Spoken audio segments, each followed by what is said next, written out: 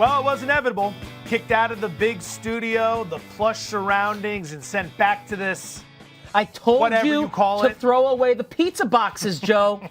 I told you that was going to get us busted. They wouldn't have known we were in there. That great advice, courtesy of Tyler Fulghum. I'm Joe Fortenbaugh. This is Bet. Tim Legler coming up on the NBA trade deadline, NBA Pick'em, and the round 3 edition of March Madness Mind Meld. UFC 260 this weekend right here in Las Vegas, Nevada. If you are curious as to what Chael Sonnen has to say, well, he joined us yesterday. You can find that on YouTube, youtube.com/ESPN Sports Betting. Sonnen laid out how he thinks the main event between Stipe Miocic and Francis Ngannou will play out.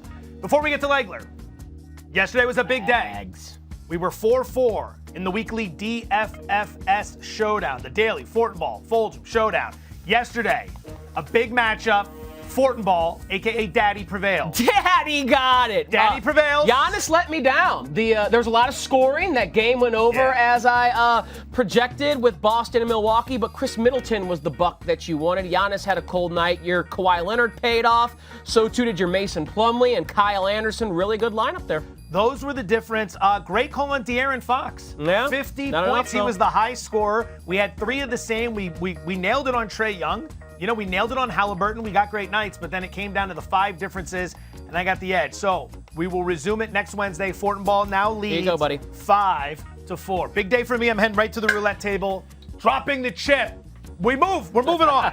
Tim Legler, 10-year NBA veteran, now ESPN NBA analyst, kind enough to join us here on Bet. Legs, the Lakers without LeBron and AD for the rest of the week, possibly another 2 weeks if AD can get back, maybe in 10 days.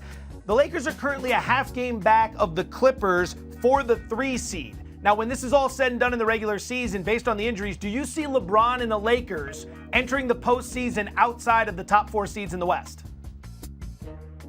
No, I don't. Look, I know that it's precarious right now, but I think they're going to come back with enough time left in the season to turn this thing around. It's obviously been, pretty disastrous without those 2 guys on the floor, but I still think when they come back, they're going to have enough time to establish again who they are. They might not be able to catch Utah or end up the number 1 seed in the West. I don't think they care about that, but I do think they will be hosting a first-round series because they'll hold on at least to that top 4. And as long as they're healthy, I still think the Lakers on paper are the favorite to win the West.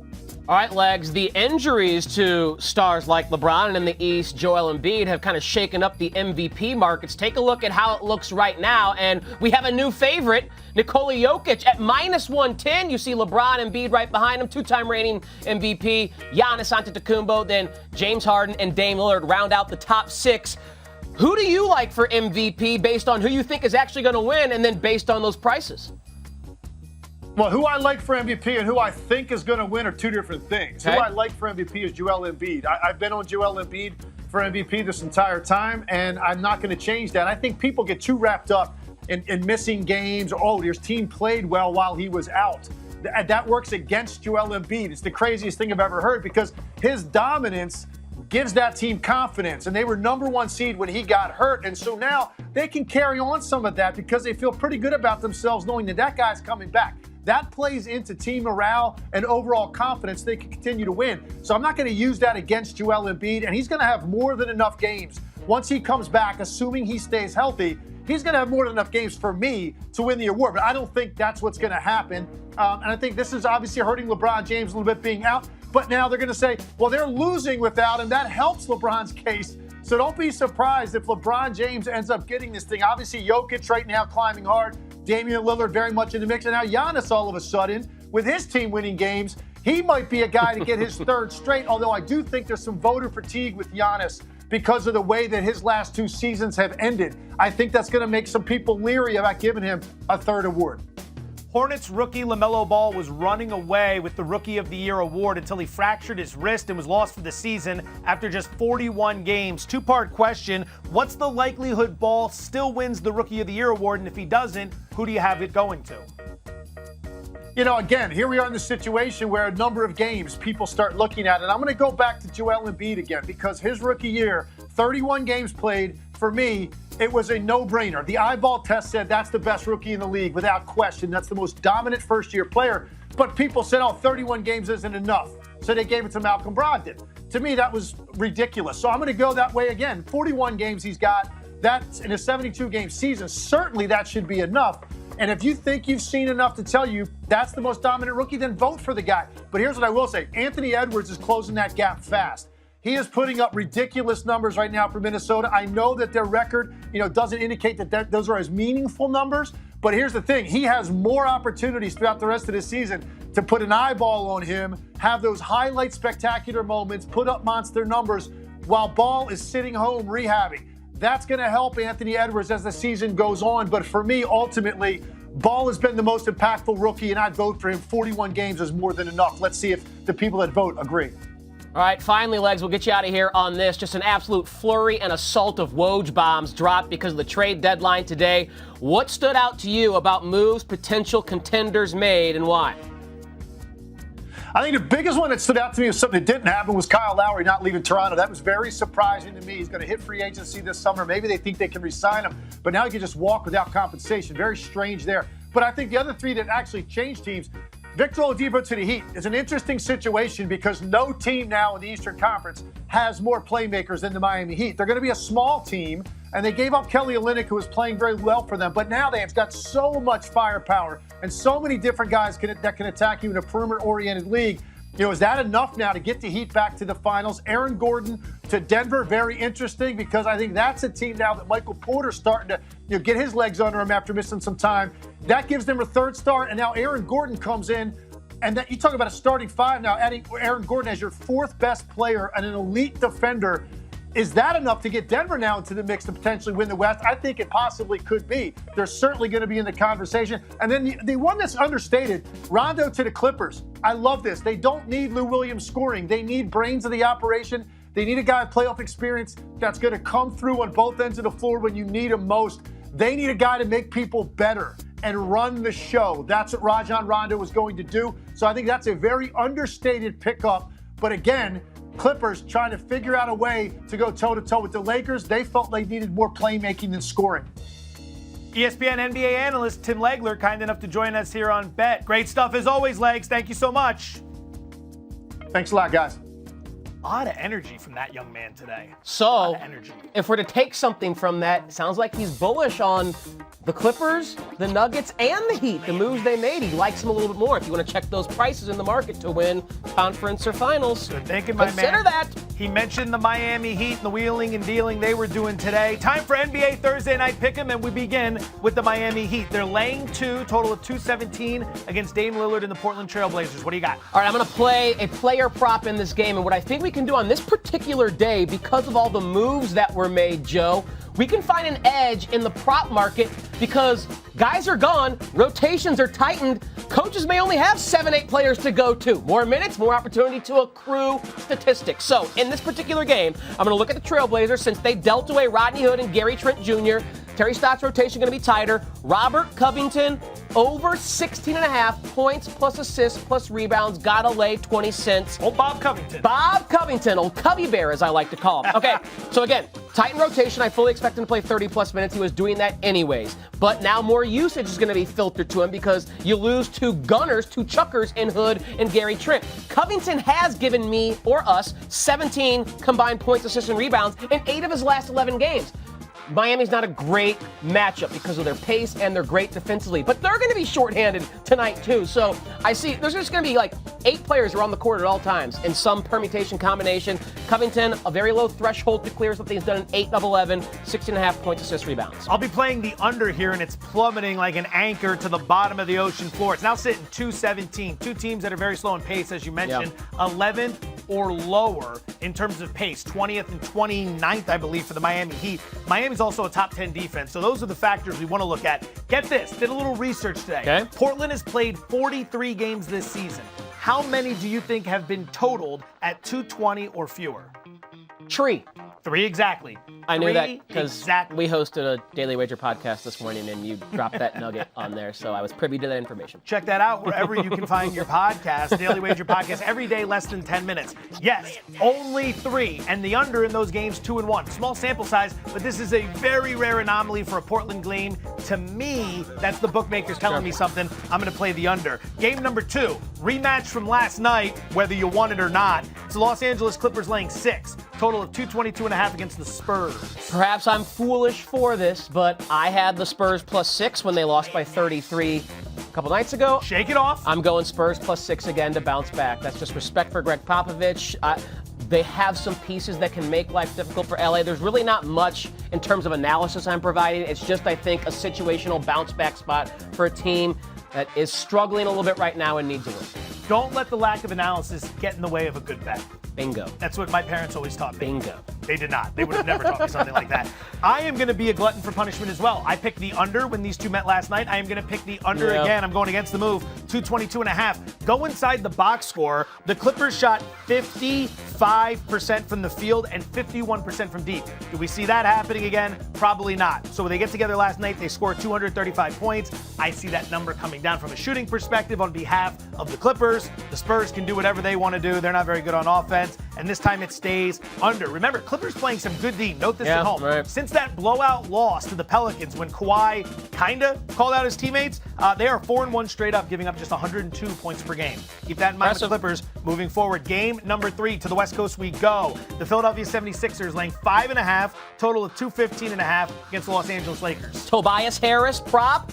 Over 34.5 points plus assists plus rebounds. Again, trying to isolate some advantages we can find in the player prop market. And we know Joel Embiid is out.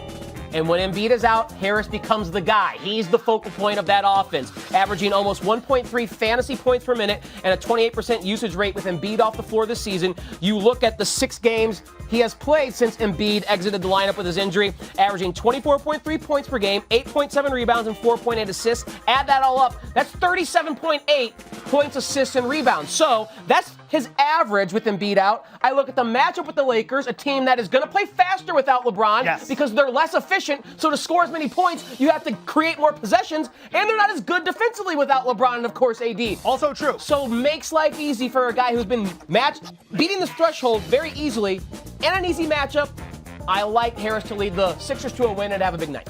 I hope you're right, because I will be laying the points with the Philadelphia 76ers. Game opened around 4.5 and crept up for good reason. The Lakers stink without LeBron James. They've played 3 games this year without James. They lost by 3 to the Kings, who are terrible. They lost by 17 to Phoenix and by 17 to New Orleans, who hasn't been very good this season. The Sixers, meanwhile, have been hot. Last 10 games, they've missed the spread 1 time. And since Joel Embiid went down, they are 5-1 straight up, 4-1-1 against the spread. The only game they lost was to the Bucks in overtime. They gave them everything they could handle in that matchup. I will lay the points with the Sixers. All right. To college hoops we go. The madness resumes Saturday with the Sweet 16. We are calling this March Madness Redo. The Redux. Yeah, exactly. The DEUX version, because it's much classier than the DO version. Come on. All right, so here's what we got. You get to fill out a bracket right here using this beautiful technology in front of you and pretend as if you didn't already get blown up, which America, he did not. He's doing quite well. I'm second I'm second to Doug Kazarian right now in our Daily Wager celebrity bracket, and I have the most available points. So you're doing well. 3 of my 4 Final Four teams still alive. One of them being Gonzaga. So let's start there in the West region. I have them beating Creighton, very bold, to the Elite Eight. Again, very bold. USC Oregon. I had this matchup at the bottom of the region, and I like Evan Mobley as the best player on the floor. That length and that defense. I have USC matching up with Gonzaga, and what will be a fantastic Elite Eight game. So far, you're doing a really nice job. Okay, let's move down to the East region here. Michigan, I didn't have coming out of this region. They've surprised me. I thought they might fall to LSU, but they look very good. Might get Livers back. Florida State is my pick to come out of this region. I am not going to waver from that. Could have hedged. Could have hedged here. But I won't either do win it. this one or win with the big bracket. Interesting decision. All in on Florida State. All in on Florida State and Leonard Hamilton. Alabama over UCLA, a good run for an 11 seed, but Alabama just too good with their defense led by Herb Jones and ability to score on offense as well. As they say, Alabama, a basketball school. Always been known as a basketball school. So here's our Elite Eight matchup. I told you I have Gonzaga in the Final Four. That's not Very changing. bold. As great as USC is. And I tell you, Florida State was one of my original Final Four teams. So I'm going to have them matching up with the Zags in the Final Four. That'd be a good game right there. Okay, we'll get to the Final Four in a little bit later, but let's go to the other side of the bracket. Okay, Baylor is a 1 seed I have in the Final Four. They're still alive, so I have them advancing. Love Oral Roberts, but I think Arkansas will just be too darn much. Now, the Midwest region is completely a wreck. I had Oklahoma State come out of there. Oregon State ended that, but I like Loyola Chicago with their defense. Cameron Krutwig as the fulcrum of that offense to What a mustache. take the Cinderella slipper off of Oregon State. They can't keep shooting 90% from deep, can they? No, they can't. Okay, and then Syracuse, Houston. This is tough because it's Jimmy Boeheim, it's Buddy Boeheim, but Houston's a really good team. Wow. I think they're going to beat Syracuse. Buddy Boeheim doesn't miss. Buddy Boeheim doesn't miss, but Houston can D up. There's no doubt about that. Baylor, I told you, is a Final Four team. That's not changing in this bracket. So I have Loyola, Chicago, and Houston. What a great matchup that will be if it's the case. But Houston, again, just the better team. So that's what my Final Four looks like. Gonzaga, Florida State, Baylor, and Houston. And I have Gonzaga matching up with Baylor in the Final Four, just as my bracket predicted before this whole kit and caboodle started. And my champion, the Gonzaga Bulldogs. They go undefeated and complete the perfect season, the first we've seen since Indiana and Bob Knight back in the mid-'70s. Let's go, Bulldogs. Nicely done. Nicely done Thank you. indeed. That would be a great championship matchup. You were on all this from the beginning. So now I will launch in. Now, unlike Tyler America, my bracket is in shambles. I don't think I had any of this getting to this point. So we will begin. See, this is the problem. I have to work the technology, and this is where I am not at my best. How about I do it for you? How about I do it for you? You go ahead and you do it for me. You give me Gonzaga in that first game. Okay. They are a 13-point favorite, and quite frankly, there's no need to overthink it. I will take USC over Oregon. The difference here is the elite defense on behalf of the Trojans. As we work our way down, give me Florida State. Key difference in this game. Florida State looks similar, by the way. Biggest problem, yes it does. The biggest problem for Florida State is turnovers. They're one of the worst in the country at turning the ball over. Guess what Michigan doesn't do well? Force turnovers. They rank 337th out of 357 teams in turnovers. They can't play into Florida State's weakness. That's the edge for the Seminoles. As we work our way down, give me Alabama over USC. Or UCLA, I should say. Alabama's been a freight train, man. 8 straight wins and an elite defense. Gonzaga, again, no reason for me to overthink that at all. The depth will be the difference in that game, and I will take Alabama over Florida State. There's where we differ a bit. This is protection. In the event Michigan beats Florida State, I think Alabama has a better chance of winning their game than Florida State has of winning theirs. A little bit of protection on the back end. Give me Baylor. The depth is far too much from that team. No more of this post-COVID Baylor narrative. They put that to bed with the way they shellacked Wisconsin, especially holding them off in the second half of that showdown. Working our way, we are going to go with Arkansas. They're a massive favorite, 11 points. I will tell you that I like Oral Roberts plus the points. I do as well. Give me Loyola Chicago. Loyola Chicago, you like that defense? I like the fact that regression's coming for Oregon State. Me too. Since the start of the Pac-12 championship, Oregon State has played 5 games. They're shooting 42% from deep. For perspective, Baylor ranked number 1 in the country this year in three-point shooting, 41%. So that is plus 33 of 35 free throws against Oklahoma State. Get out of here. They advance, and I'm going to take Syracuse over Houston. Oh, you think it continues for Boeheim? Doesn't miss. 4 words. Let's get to whatever the next round is. This side. There we go. How you getting there in the Final Four? Baylor. Region? I love Baylor, Eric Musselman. Love the must bust, but Baylor's going to be too much, especially with the depth off the bench. And I'm going to take Loyola Chicago over Syracuse. That's going to be the matchup there. So here we go, Final Four. And I would love to get really creative here. Give me Gonzaga. Give me Baylor, and once you put those two in, give me Gonzaga over Baylor. That's what it's going to be. I really want that matchup. And by the way, all of those, I'll take the field bets. I'm not going to say I said that for a couple months, but I did. Those are all going to go to die when these two meet in the championship round. So we both All right. have Baylor and Gonzaga. We both have Gonzaga. A little bit different on our Final Four with Loyola Chicago and Alabama. Hey, those two teams just look so good, especially Gonzaga. All right, Saturday games. This is March Madness Mind Meld Part 3. Here is where we stand in our Pick'em Challenge after the first two. You bounced back very nicely in round 2, going 5-2 and picking up plus 2.8 units. Here's what you did. And it looks good. Yeah. A lot of good picks there. Had a good, what was that, Saturday's games of action, basically. Very good. What I loved about the Alabama-Maryland loss is that they scored so many points you didn't even have to sweat it. Yeah, You're going to lose it, awesome. just get it off the table. Exactly. So now, for the total through 2 rounds, you find yourself at 7-8, down 1.55 units. Not bad. Not bad. Not bad. Plenty of time left to get profitable. Joe Fortenbaugh, I was a game back of you in round 2, 4-3, plus 0.7 units. Ohio, that was my favorite bet of all of them, but it was a loser. Colorado, I think I outthought the room on that one. That was a problem, and I had the under like you did. So I am now at 9-6. Is that what it looks like? I am 9-6 overall, plus 2.4 units. So we're close. Okay. We're only differentiated by about 4 units. Let's see what we can do here. Loyola Chicago's the first game out. They're laying 7, total of 125.5 against Oregon State. 125.5 is a low total, but Very still low. think it's too high. When Loyola of Chicago is involved with their defense and that regression you're talking about from Oregon State, they can't keep shooting like this. And Loyola is going to be the best defense they played in this tournament, second in D1 in defensive rating. Both teams are 310th in pace or slower, under 125.5 in that 8-12 matchup. I will be laying the points with Loyola. I already did the big narrative on the regression coming for Oregon State. The key here as well, look at what Loyola wants to do on offense. They want to pound it inside. Okay? What does Oregon State struggle to defend? The interior. They rank 238th in the country defending 2-point shots. Stuff at the rim, at the rack, in the paint, all that good stuff. This is where the narrative finally comes to an end. Get out of here, Oregon State. I've been betting against you for weeks. It's about time you lost that game. That's game number 1.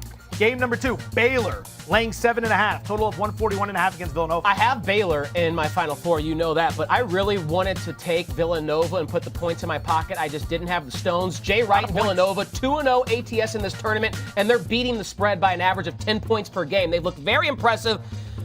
I respect Jay Wright, but I'm going to stay away from the side. I'm just going to go over. 2 offenses that are really good. Top 8 in D1 in offensive rating. Now, I know Colin Gillespie is not there for Villanova, but they still look very good and productive on offense. And Baylor is a freight train right now that I think is still getting better and close to their ceiling. So I'll go over 141.5. I think it's a close, high-scoring game. I'm laying it with Baylor. I think the Villanova run has been nice. Everything they've done post the Colin Gillespie injury has been nice. But this is a huge step up in class. Baylor suffocated Wisconsin in that game. Absolutely suffocated. Got up to a double-digit lead at the half, and every time Wisconsin thought they found a sliver of light, Baylor choked them out. Depth for days, best 3-point shooting team in the country. What worries me for Villanova is that they play at a glacial pace. You fall behind in a game like that and Baylor's outrunning, you have to get away from your game, and you have to run with them if you want to get back. That is not a good sign. Game number 3. Oral Roberts taking on the Must Bus. Arkansas, the Razorbacks. Razorbacks laying 11, total of 159 in this one. Look at those stats you see on the bottom of the screen there with Oral Roberts ATS.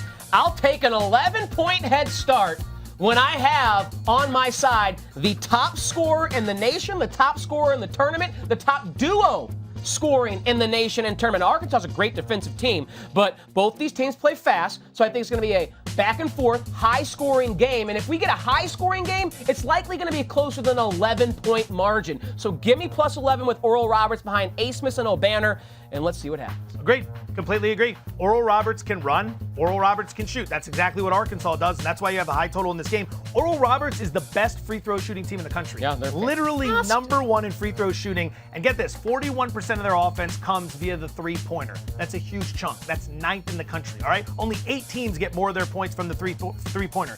Guess what Arkansas fails to defend? The three-pointer. They rank 150th in three-point defense. The back door wide open in this game when you're talking about 11 points. Give me Oral Roberts. Final game, Buddy Boeheim and Syracuse taking on the Houston Cougars. Houston's laying 6, total is 140. I wanted to put the 6 points in my pocket with the Boeheims, but a lot of respect for Houston, and I think their Cinderella is kind of coming to an end here, so I'll go under 140. Houston is a great defensive team, and that is backed up by the metrics. They're 4th in defensive rating in Division I.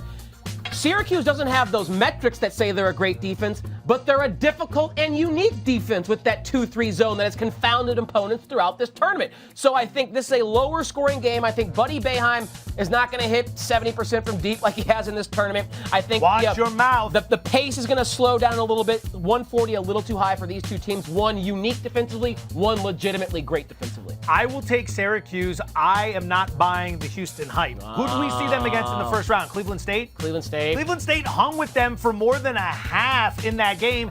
Then they should have lost a rock fight to Rutgers. And Rutgers is not very good. Rutgers is okay, but let's remember something. They play in the Big Ten. The Big Ten has been terrible in this tournament. And in that matchup against them, Rutgers should have won that game. I think they were up 9 with 5 minutes to go. They completely let it get away. Houston has not impressed me. I don't blame you. 325th in pace. Syracuse can shoot. They're well coached. They're 150th in pace. I get 6 points in my pocket in this one. I could see Syracuse winning this game outright. Give me the orange. Okay. There you have it. All right. Thursday, final show of the week. It means it's time for the good word. 3 statements. You let it marinate around in your brain when you hear the statement, and then you give me the word that comes to mind. Are you ready? I am ready, my friend. The Loyola Chicago Ramblers are 14-1 to win the whole thing. Okay. I'm going to borrow I guess a biblical term here for Sister Jean. Oops. And that is... This is a mess. Purgatory. Is that a G or a Q? It's a G. Sorry for the bad penmanship there. Because this bet is like wagering purgatory. It's not quite good enough for me to nibble. Like, I like Loyola Chicago. I think they can win this.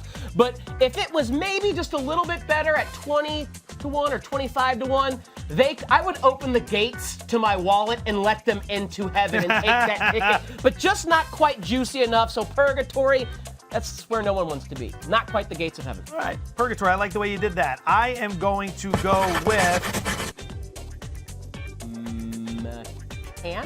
mechanical. Huh. Mechanical. 14-1 pass. If you like him to win, just do a mechanical rollover moneyline parlay, okay? Yeah. They are a minus 300 favorite on the money line against Oregon State. So bet 100, and if you win that, you're up $33, 133. Then take it and roll it over in the Houston or Syracuse game. They're going to be an underdog. Then if you win that, roll it over against Baylor most likely. They're going to be a big dog there. And if you win that, roll it over in the title game against what could be Gonzaga. It'll be a massive dog. There. Exactly. You're going to get better payout at 14-1. It's a mechanical moneyline rollover parlay. Don't play the 14-1. Get mechanical, ladies and gentlemen. Get mechanical. Okay. Number 2, the Michigan Wolverines are only a 2.5-point favorite over Florida State. Okay. This... Going green this time. Yeah, I'm going green. I'm going to mix it up. I like it. The versatility. That's a C. That's supposed to be a C. This is a disaster. Again, it doesn't matter what color. Okay. Reluctant. Okay. Like Jim Harbaugh walking into the shoe in Columbus, Michigan backers should be reluctant to take this ticket at the window because the odds makers seem reluctant to buy into Michigan. They're a 1 seed, and they're only 2.5-point favorites against Florida State, a 4 seed. So again, I'm reluctant to back Michigan. You know I like Florida State in my bracket, and I think you should be reluctant as well, like Harbaugh, when he sees Bruce the Buckeye coming into Ann Arbor or when he goes, because I don't know, this Michigan team, not a lot of people believe in him, including me. My word is going to come right from the question itself, for the statement itself, which is only. The Michigan Wolverines are only a 2.5-point favorite. Why are we saying only? They're lucky they're favored at all in this game. We talked about it earlier. Exactly. The weakness of Florida State is that they turn the ball over too much. Michigan doesn't force turnovers. They can't play into the weakness. They're down Isaiah Livers. They played well against LSU, yeah, but Florida State looked great in the late minutes against Colorado. They got the length. They balanced. They're 14th in offense, 31st in defense. What do you mean only? This should be a pick'em. Only. Get out of here with that. Dikembe Mutombo. No. No. Pac-12 parlay boost. UCLA, Oregon State, and Oregon all win at 28-1. Okay. 28-1. Okay, that implies a 3.4% probability of happening. Doing my Doug Kazarian there. And you know what? I'm a fan of this bet.